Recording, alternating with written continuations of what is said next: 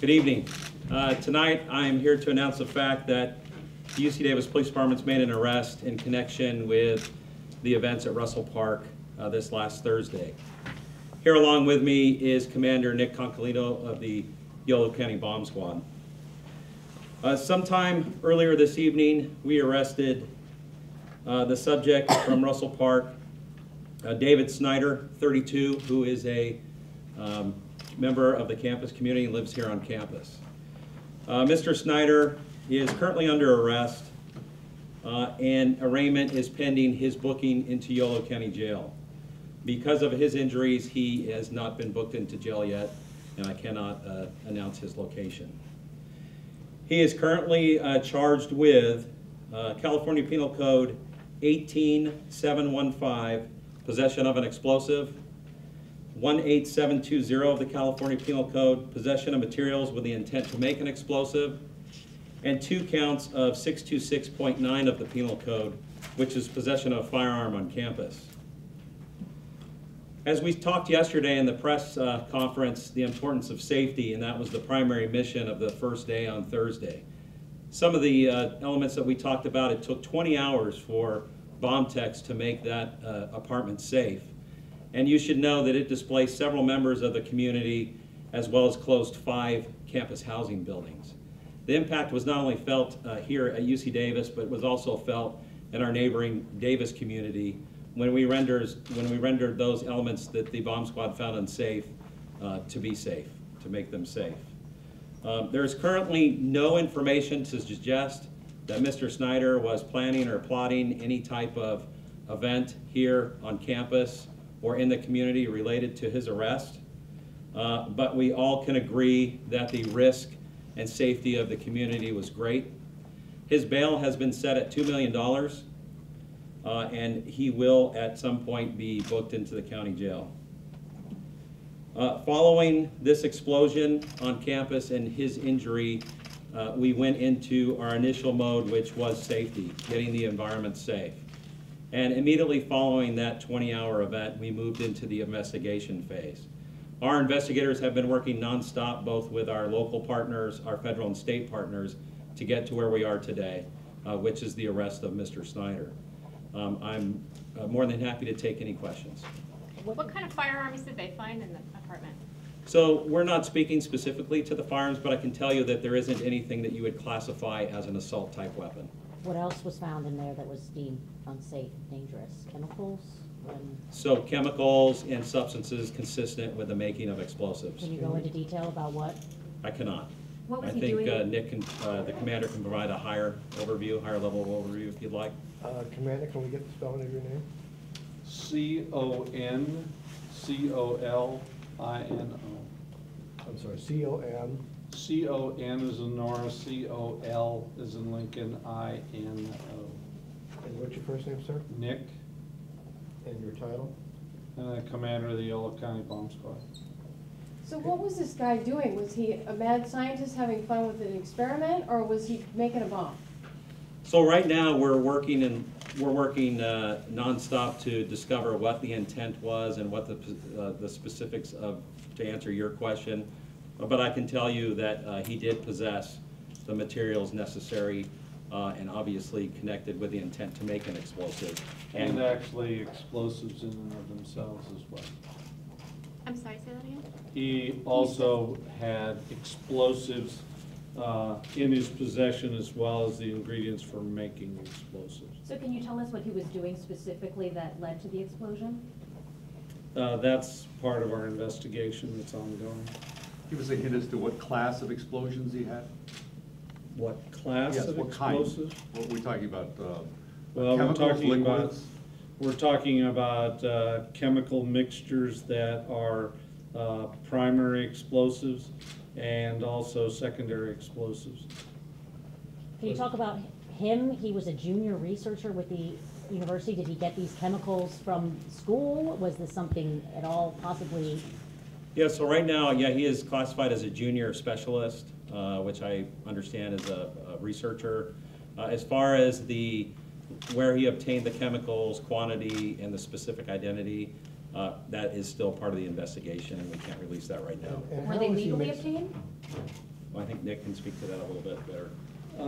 Many improvised or homemade explosives can be made by readily available, legally purchased materials that can also be taken from laboratories, all sorts of things. So that's part of our investigation to determine where they came from and so forth. And in and of themselves, some of them are not illegal. It's when you mix them together, bring them together and so forth that you. Were have there the problem. illegal substances though that were involved in his effort? Or were they all over the counter legal substances? We did have explosive mixtures that were completed explosives. Because this man was a researcher, would you say that this was like a sophisticated operation, or this is just sort of a bunch of chemicals laying around that anybody could have figured out how to mix? I mean, is there any sort of, like you were saying, mad scientist, I guess? The motivation is part of the investigation, so we're just early on to the investigative part of it, and we can't answer those questions now. What What do you department did he work at exactly, and is that department missing any chemicals or anything? So I can't speak for the specific department that he worked for, and I don't know that I have that specific department listed with me. But I can tell you that as Nick said, a lot of these items can be obtained over the counter and by themselves may not constitute a violation of a crime. But the mere fact that they're put together, that it creates an actual explosive. He did have in his possession a live explosive. Has he been cooperative? I can't comment as to the current status of his cooperation or not. Can you say anything about the vent that was found in the bedroom window that may have been leaking, or was it pulling in? Yeah, there? I'd like to absolutely speak to that. That vent was part of a portable air conditioner. And it was actually an intake, not an outlet. Right, it wasn't removing anything. Was that because of all the chemicals in there, you needed more air, or? You know, I couldn't speculate at this time, but I can tell you it was something simple as an air conditioner. Now, were these chemicals being mixed in just a glass container, or were they put into some sort of potentially explosive vessel, like a pipe bomb or something more specific? Can you describe the container in which these explosives were found? We had a variety of situations. We're in the process of Come over to the mic, documenting. please. Thank you. We're in the process of documenting all that, and we're not releasing any of that information right now until the investigation is complete. Can Because you you talk had about to, the quantities seized? Like how much are we talking about these supplies and chemicals? We're not releasing that information at this time. How Was many it enough to explosive blow up items? all those buildings that you evacuated? There was a evacuation done because of the clear and present danger to the public and out of an abundance of caution. Can you talk specifically about the fertilizer and the paper targets we saw being confiscated from the apartment yesterday? No, I can't speak to that, but I can tell you, to expand a little bit on what Nick is saying, what the commander's saying, this was a dangerous event, and we were fortunate. If you look at the amount of law enforcement personnel that it took to render that apartment safe, the fact that they did it safely, and that no one in the community was harmed other than Mr. Snyder, I think is a testament to the quality of workers that were there that night. I also have to comment on the fact that we have received great support from both the City of Davis community and the UC Davis community, and it was important for us to be here tonight to continually share as much information as we can. I realize you have a lot of questions. We're past the safe point, but the integrity of the investigation that will lead to prosecution is what's important now. Do you think There's that he basic acted questions of alone? how many people were evacuated? And Sure. what was the extent of the damage from the explosion in this particular apartment? So I can speak to, there are approximately 74 people displaced, evacuated, 5 buildings for a total of 40 units. Some of those evacuated included families and children. Tandem Properties, UC Davis, Student Affairs, all ponied up pretty fast to ensure that these families and these individuals had housing that night. Were they all students and staff, or who were these people? So this housing complex is for students, some postdocs, grad students, and it's also considered a family housing environment. Understand that next to that, in those facilities where we had set up our command post. That is a daycare center that was also closed for the day on Thursday, in relatively close proximity to the individual's apartment. Do you tell us have about a booking Snyder's- He acted photo? alone? Do you have a booking photo you can share? He has not been booked yet. Okay. Do Can you think tell he us about acted Snyder's alone? condition? What, did he have extensive burns? What kind of condition? You know, I did he can't have? speak to his condition right now. I can tell you that it is non-life threatening. Do you think he acted Matt has to alone? get back to work, like 2 more questions. Was he What acting I- alone? You know, I can't speak to what the investigation may reveal. I can tell you that as the investigation continues, there is the potential for more charges to be levied against Mr. Snyder. And as far as others acting, I can tell you at this point, the only person in custody is Mr. Are you Snyder. currently looking at other suspects? I can tell you that this investigation is comprehensive and we're looking at everything. Do you think that he used his position as a junior researcher to procure some of these materials and to further whatever he was trying to do? I can't speculate at that point right now, and I can tell you that the investigation will cover the details that you can think of, probably times 10. Any idea when you might have that wrapped up? How long it's going to take you for the rest of the investigation? Well, the investigation obviously came to a point where we were in a position that the probable cause did exist to arrest Mr. Snyder, and as such, we did arrest him. This investigation will be ongoing, and I wouldn't want to speculate on a date at this time. Now, I'd asked earlier about the extent of the damage from the explosion. Can you describe it, and can you actually say what exploded? You know, I can't identify to this point what was exploded in the apartment, and the damage was nominal. Follow-up No, question for can you Nick. describe it? A couch caught on fire? No, you know, I can't. Okay. That was Follow-up for one. Nick? Thank you so much, Matt. One more. Yeah, for Nick. Sure. Nick, would you be able to compare what you saw in that, what your bomb squad took out and saw in that apartment compared to other calls you've had of a similar nature? In other words, how does this rank in terms of the volume, the volatility, and the potential danger of what you've seen in the past? I would say that there was significant concerns for public safety in the area, and it is a significant event, and the investigation will determine to what extent that is. Can you talk about what it took for your crews? I mean, it took you 20 hours. That's huge. It And I is- mean, people it were is- hearing things going off all night. Can you kind of talk about what it took? It took a rather large response from our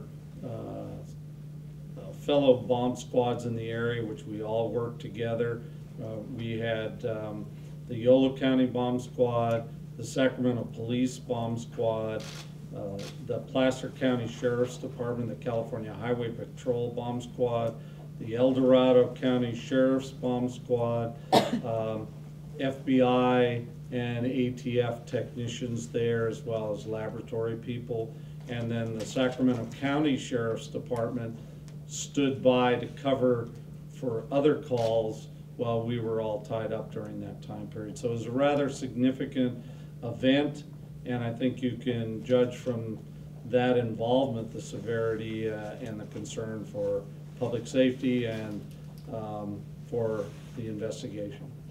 Did you have to how did you bring the stuff out and you brought it to a field, right? And then you detonated it? There were things, compounds and explosives that were found that were deemed too unsafe to take to our explosive magazines to hold on, so they were sampled, and the rest of them were destroyed for our safety as well as the public. Is there still any public safety concerns now, and particularly where you took the materials to be disposed of? Is there toxic danger from that or anything? No, there's no toxic danger. We do routine sampling of the ground before and after, so we ensure that there's a means of scientifically determining the safety to the public. This was done in a prescribed manner. Our people have been trained very extensively in homemade explosives cases, and so this was something that, while a major case, we were prepared to deal with. Was it detonated or just disposed of? It was what we would call countercharging in a common sense, or thermally destroyed by a known explosive. Can anybody talk about that trail of blood that is all over the place? Is that from the suspect? Yes, that was from the injuries that the individual had received in the apartment. Did Snyder live alone in the apartment? Yes. Okay. Had you received any calls of concern about him or anything strange coming from his apartment in the past? You know, a lot of that is related to the investigation, and that will come out by the time we're finalized with the. Does he have an arrest record? Has he been arrested before? You know, I can't speak to that, but I can tell you, as far as the investigation goes, if that's a factor, it'll be included. So you can't tell us whether he's known to law enforcement before now? Well, I can tell you from the UC Davis Police Department, he's not known to law enforcement. Thank you. Thank Thanks. you.